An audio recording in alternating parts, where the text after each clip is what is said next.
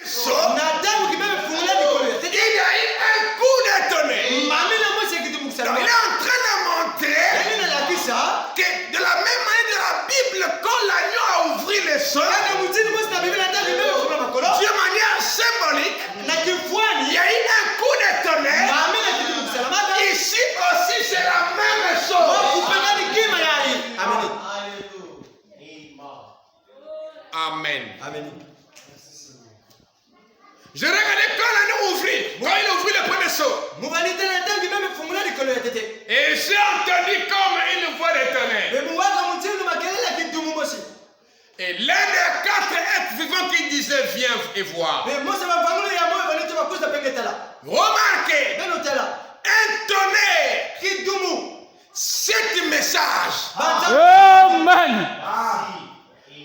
Alléluia. Un tonnerre, 7 messages. Mais est-ce que nous avons reçu du message? On a reçu qu'un seul message.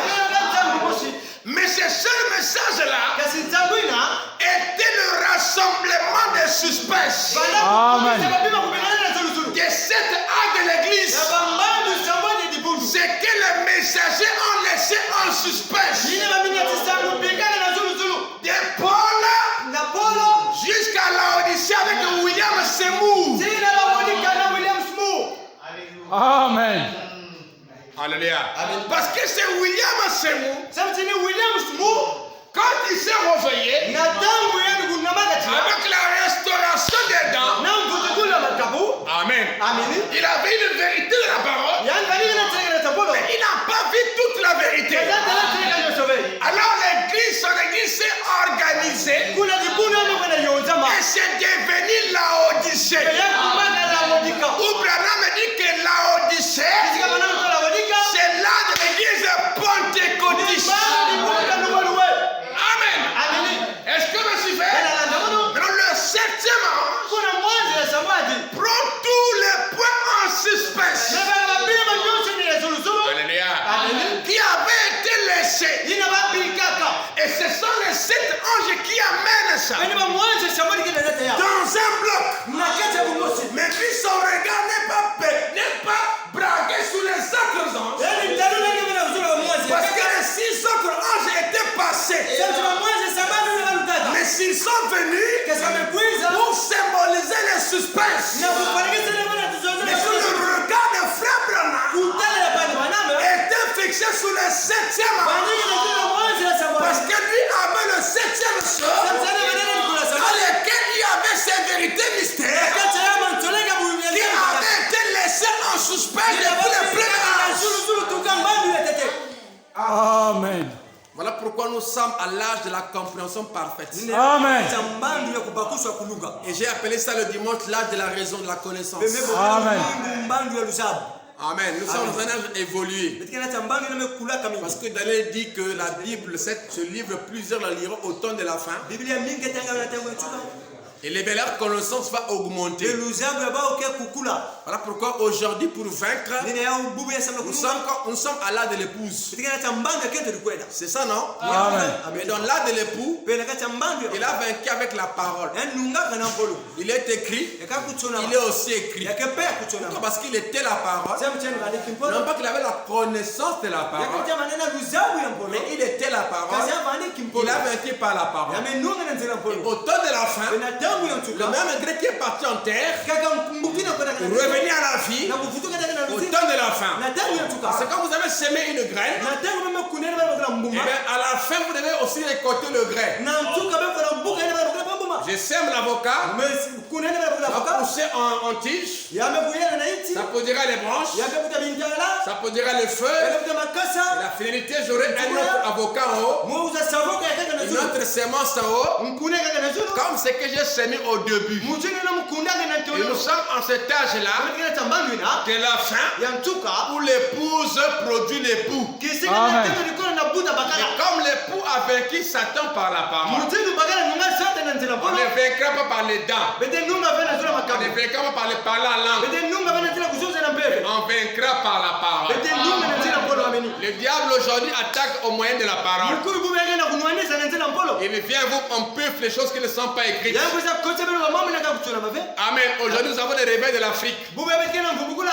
Les parents n'en ont jamais parlé. Des choses non écrites. Le réveil dernier, c'est le réveil de l'épouse. Et frère dit qu'il n'y aura plus de réveil. Le dernier réveil, c'est l'épouse qui se réveille. Et c'est le réveil du 7e saut. Il n'y a plus de réveil. Le dernier réveil, c'est le 7e ange qui l'apporte. Et c'est le réveil de l'épouse. Après ce réveil, si on va au ciel, il n'y a plus rien. Amen. Est-ce que c'est bon? Madame dit qu'est-ce qui produit un réveil? Il dit c'est une vérité de la parole qui est révélée. Et madame dit qu'après ceci, il n'y aura plus rien. Parce que toute la pensée a été donnée. Amen. On n'aura pas de réveil. Puisqu'après après la pyramide, ici, il n'y a plus de porteur de réveil. Il n'y a plus de porteur, la pyramide est là. Madame dit j'ai enseigné le message tenant avec la pyramide. Où est le réveil de ce réveil? Si vous voyez William Branham, il n'y a pas la paix de fête, il n'y a plus rien. Même ça vous enseigne. Il n'y a plus rien. Plus rien. Et la paix de fête que nous parlons là, c'est le 7e somme. Chapeauté d'église. Amen. Ce qu'on appelle le réveil de l'épouse. Amen. On va aussi en parler ici, le réveil de l'épouse. Le réveil du 7e saut, c'est le réveil de l'épouse. Et le réveil de l'épouse, c'est le dernier réveil. C'est le réveil de la parole, 3e époux. Amen. Est-ce que c'est bon? Amen. Voilà pourquoi la Bible dit mon peuple périt faute de connaissance. On est allé quelque part où on écrasait les blancs pour élever les noirs. Ça va, nous avons prêché le message. Le message il n'y a pas de message des noirs et des blancs. Le message c'est Christ. Pour tout le monde. Est-ce que c'est bon? Est-ce que c'est bon? On acclame le Seigneur.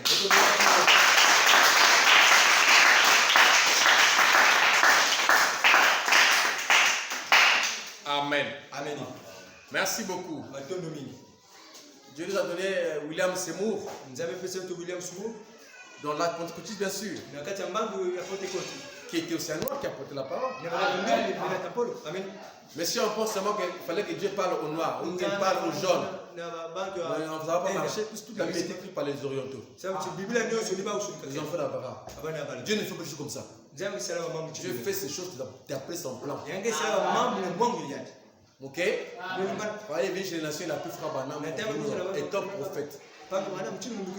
Les nations regardent ce prophète. Amen. Paul n'est pas dans la nation. Paul était juif. Les nations ont croyé qu'un seul grand prophète. Il n'y en aura plus.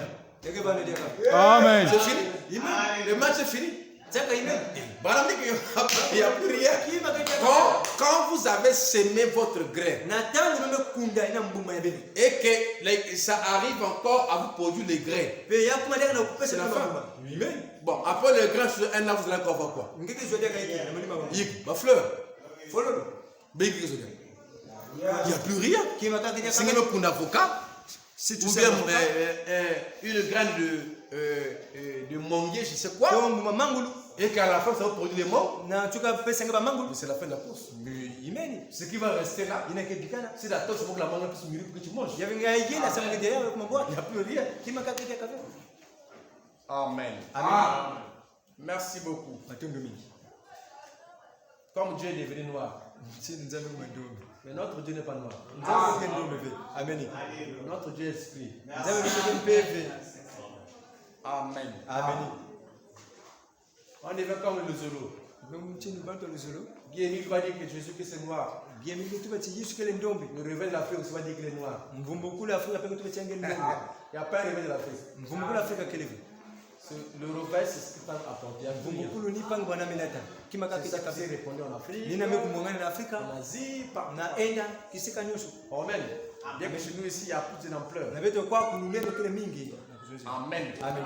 Parce que par exemple, l'homme noir est plus que l'homme blanc.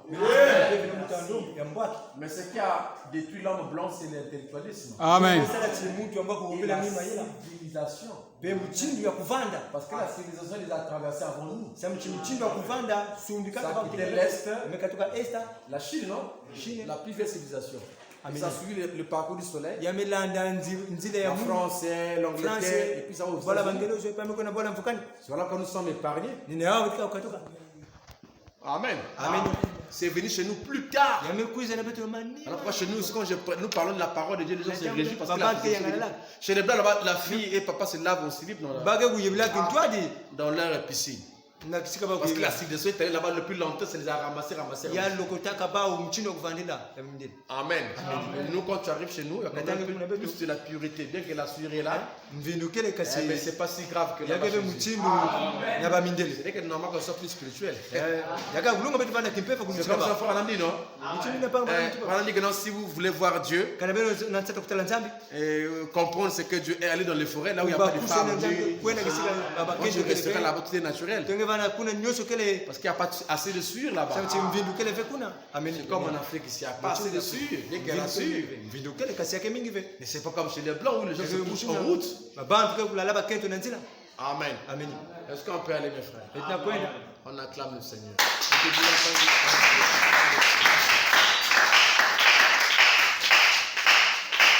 Il dit,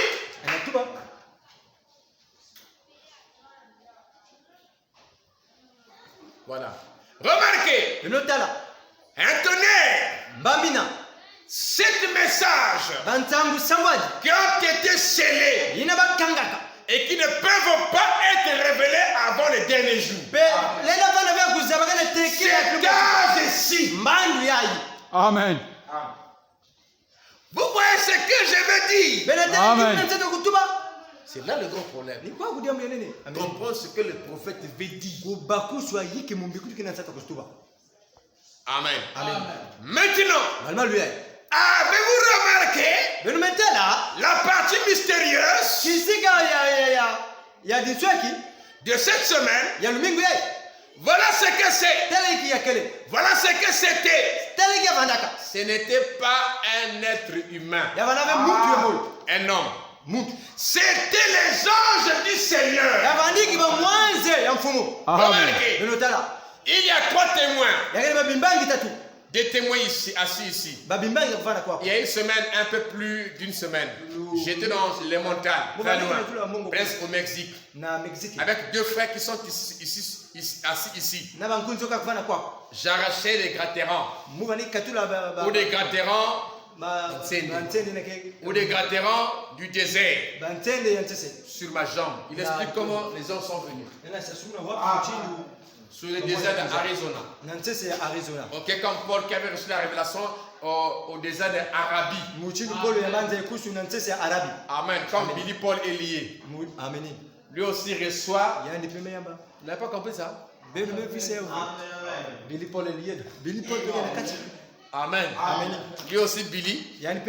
Frère Bana reçoit la révélation de Sceaux. L'ouverture de la parole sur le désert d'Arizona. Il était en train d'enlever les gratérans sur son pantalon. Parce que c'était à la chasse. Amen. Sur ma jambe, les pantalons. Il y a eu une telle déflagration. Comme on aurait presque dit que les montagnes allaient s'écrouler.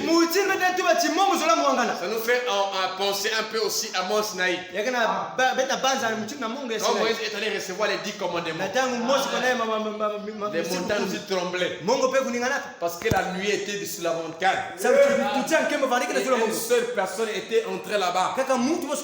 C'était Moïse. Et Moïse est rentré dans la nuit. Est-ce que c'est bon? Amen. Il dit, oh c'est vrai, j'en ai pas parlé à mes frères, mais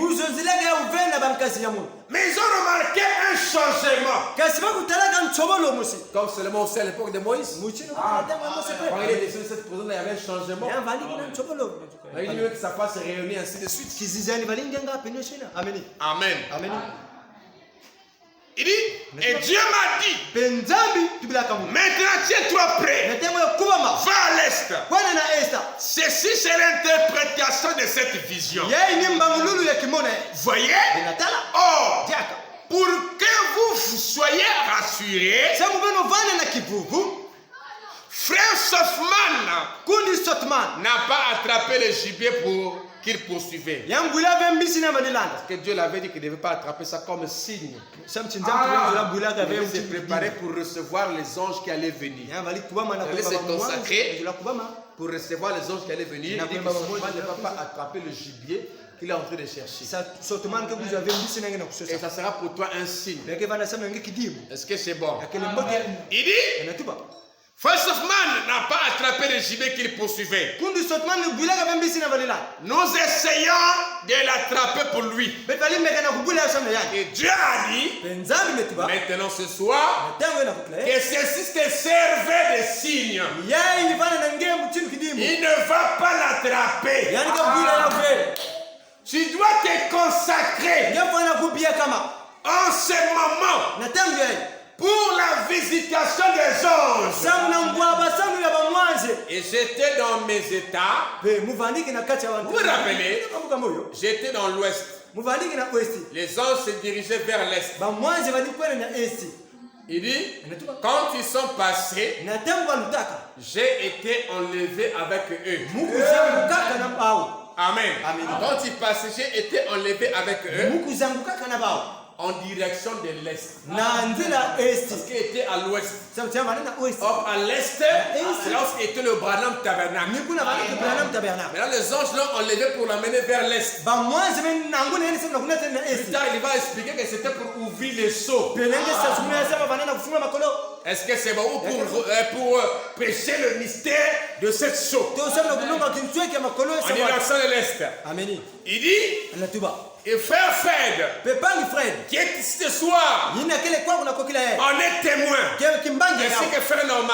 Pendant que nous allions, j'ai presque supplié cet homme de rester pour attraper son gibier. Pas vrai? Amen. Frère Sothman.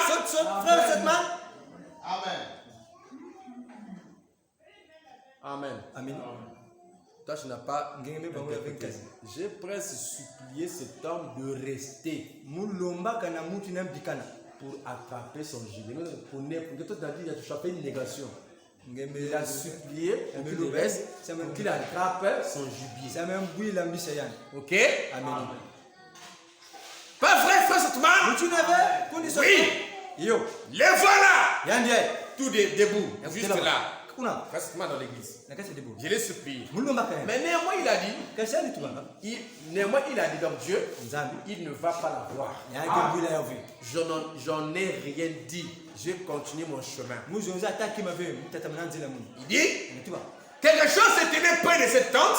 Le jour où vous vous souvenez, frère Sothman, que aussitôt que certaines choses ont été dites, je vous ai lié, vous et frère Norman, ou frère Norman, frère Norman prend une situation, il dit, ou frère Norman, là au fond, je les ai liés par serment, comme quoi il ne dirait pas ce qui est en train de se passer. Il va encore bien expliquer ça en bas. Ça mène aussi beaucoup de trucs là. Amen. N'est-ce pas vrai? N'est-ce pas que j'ai fait demi-tour et je me suis éloigné de la tente comme ça? N'est-ce pas vrai? Il dit, en effet, c'est de ceci qu'il s'agissait. C'est précisément de ça qu'il s'agissait. Et je savais que je ne pouvais pas le dire avant que ça arrive. Pour voir si les gens comprendraient. Est-ce que c'est bon? Il dit, avez-vous remarqué cet ange que j'avais décrit? Il y en a qui l'avait expliqué quoi? Décrit. Amen. Amen. Qui était un ange particulier. Donc parmi les 7, il y avait un ange particulier que Frère Branham décrivait à l'église. Qui avait des ailes pointues, qui bombait la torse, ainsi de suite. Donc parmi les 7. Pour moi, dans cette constellation, on avait 7. Ok? Amen. Et il y avait un ange remarquable, particulier. Pour moi, il paraissait plus important que tous les autres. Donc le 7e ange là, dans la constellation, paraissait plus important que les autres pour lui. Et pour moi aussi. Amen. Il était le plus important. Parce qu'il était le mystère du 7e ciel. Ce qui était le mystère pour notre temps. Amen. Amen. Nous qui attendons le Seigneur Jésus-Christ, il fallait connaître comment il viendra. Et comment se préparer. Amen. Amen. Parce que nous y arrivons au tonnerre qui donne la foi d'enlèvement. On va arriver dans le 7e ciel. Amen. Il paraissait plus important que tous les autres. Vous vous souvenez? Il formait une constellation. 3 de chaque côté.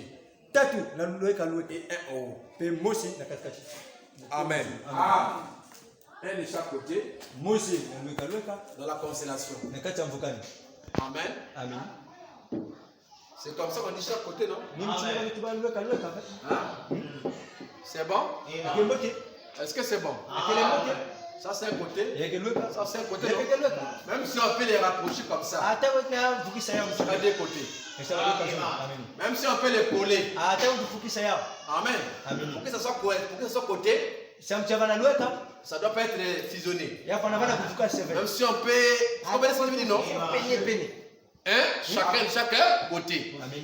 Après il dit quoi? Un était en haut. Un était en haut. Alors si on fait ça, vous avez quelle forme? La forme pyramidale. La forme pyramidale. Voilà, cette constellation a une forme pyramidale. Ils sont venus dans une forme pyramidale. Amen. Merci beaucoup. Il dit 3 de chaque côté. Donc ici 3, là 3, et puis un était en haut. Amen. Est-ce que c'est bon? 3 de chaque côté et un en haut. Et celui qui était à côté de moi ici, si on comptait de gauche à droite, ça aurait été le 7e ange. Alléluia. Or ici le 7e ange, c'est le 7e ange céleste. Parce qu'il y a 7 anges terrestres dans lesquels vous avez Paul jusqu'à William Branham, dans lesquels le frère Branham est le 7e ange. Mais ils avaient les représentations au ciel sous forme des anges célestes. Donc il y avait 7 anges terrestres, mais il y avait aussi 7 anges célestes. Donc, les anges qui sont venus à sa rencontre, avec chacun le mystère des sceaux, étaient des anges célestes qui sont venus à la rencontre de frère Branham, qui était lié au mystère des chiffres 7. Pour l'ouverture des 7 sceaux, en rapport avec les 7 étonnés.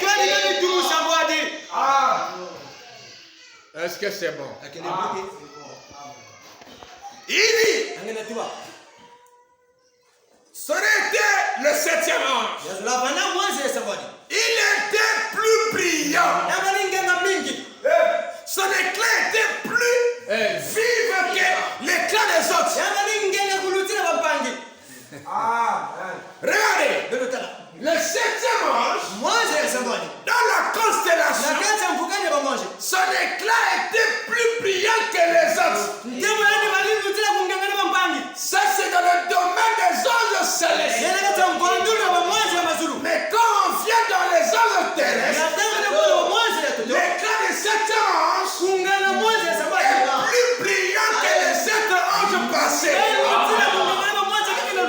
Si bien que dans l'Apocalypse, il est dit que le septième ange avait une grande lumière qui avait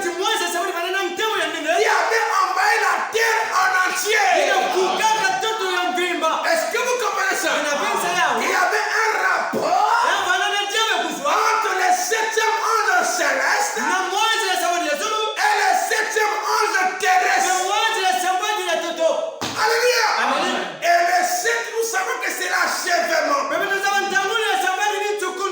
le septième ange dans la constellation était le dernier. Il était dans le mystère de l'achèvement.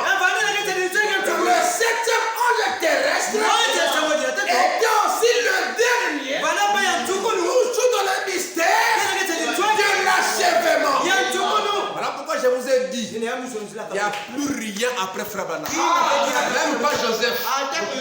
Il n'y a plus rien. Parce que quand une chose est achevée, il n'y a plus rien. Sinon, on ne parlera pas d'achèvement. Amen. Quand on dit la chose est achevée, ça veut dire que c'est la perfection. C'est la fin. Mais quand on dit inachevé, c'est comme lorsque la pyramide était au niveau de Irénée, par exemple. C'était inachevé. Amen. Maintenant, quand ça arrive au temps de Frère Branham, la pyramide est achevée et la pierre de fête va descendre pour perfectionner. Il n'y a plus rien. On appelle ça le wiri. Comme disent les laris. Il n'y a plus. Voilà pourquoi il a dit répéter seulement les bandes. Dis ce que disent les bandes. Il n'y a plus rien. Amen. J'ai dit à quelqu'un qui a publié un verset. Est-ce que le verset dit que tu as publié? Est-ce que tu as d'abord retrouvé l'interprétation de Frère Branham? Oh, vous croyez pas la... Non. Toi, tu as le message. Vous croyez la Bible par Frère Branham? J'ai dit, Frère Branham me dit, mon Dieu dévoilé, la colonne de feu est venue 3 fois. La première fois, il a écrit l'Ancien Testament. C'est avec Moïse. La deuxième fois, il a écrit le Nouveau Testament avec Paul. Et Frère Branham dit que la colonne de feu est venue maintenant pour interpréter l'Ancien et le Nouveau Testament. Moi, je trouve un verset biblique écrit, Esaïe, je ne sais pas comment. Je ne peux pas interpréter ça tant que je ne trouve pas ce que Branham qui est l'interprète a dit dessus. Il serait mieux de ne pas vous dire ça. Je dis que ça je ne connais pas encore. Parce que je ne suis pas interprète divin de la parole. Et Frère Branham n'a pas dit que c'est lui qui a interprété. Il a dit que la colonne de feu a interprété l'Ancien et le Nouveau Testament.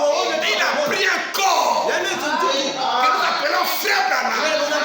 Mais si la colonne de feu a déjà interprété l'Ancien et le Nouveau, ce que moi j'ai besoin, c'est de trouver où est-ce qu'il a interprété ça.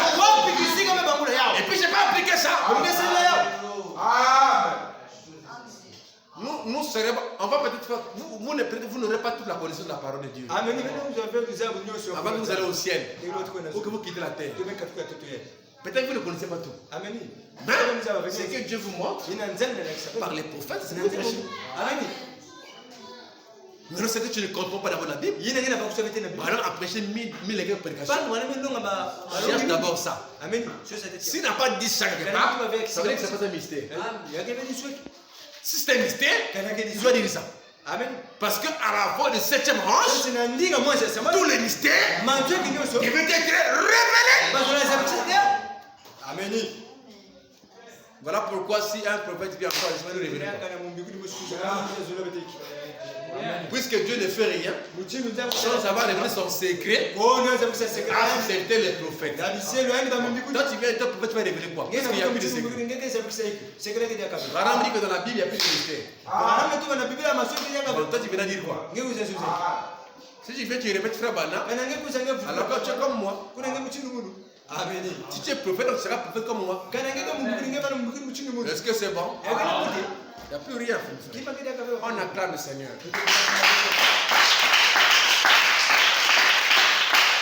Il dit,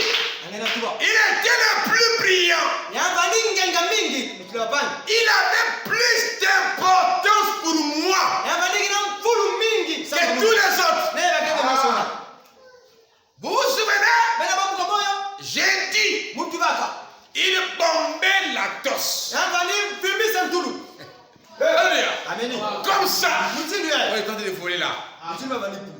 Il volait en direction de l'Est. Non, pas Bavandi. Il, le 7e ange.